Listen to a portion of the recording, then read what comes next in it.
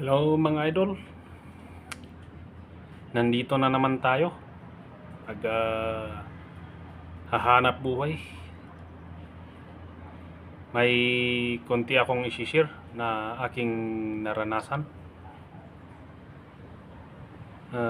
Tungkol ito sa steering rack din.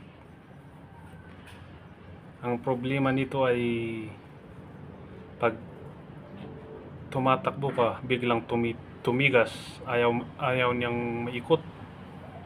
Kaya ito titingnan natin.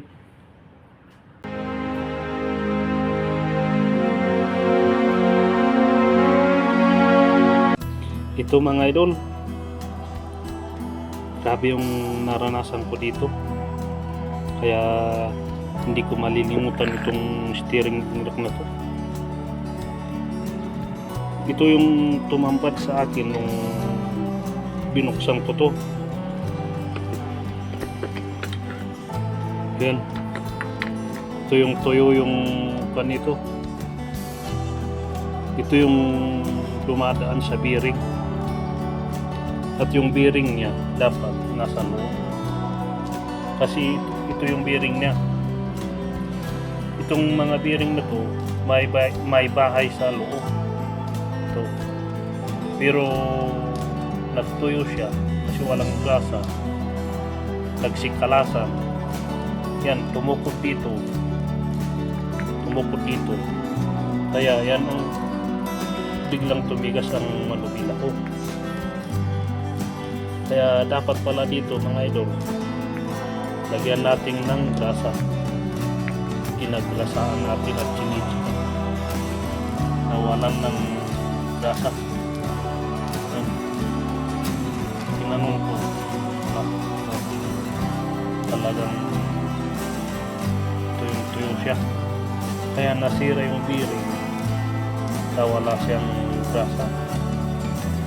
Talagang ang sabi nila, ang buhay ng bearing ay ang grasa. Yan. Kaya mga idol, i-share ko to para alam natin, gagawin natin sa panato, sa steering rack. Hindi kailangan nasira to bago natin tanggalin. Kailangan tinatanggal to para chinichik yung grasa sa loob. At saka ito, dapat nalalagyan ng grasa to. Kasi ganyan yung dumadaan dito. Ito yung nagpapaikot dito. Umikot to, lalabas to, gumagano. Kaya yan. So gusto ko sana makuhan kayo dito, kasi hindi ko gustong mangyari to sa inyo. Kasi kung iba yung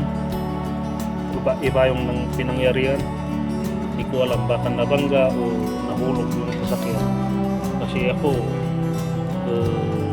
tumigas talaga yung manubila ko, nilabanan ko sabay preno, hindi ko makabig talaga kasi yung yung bearing, may nabitak, may naputol dito sa bearing.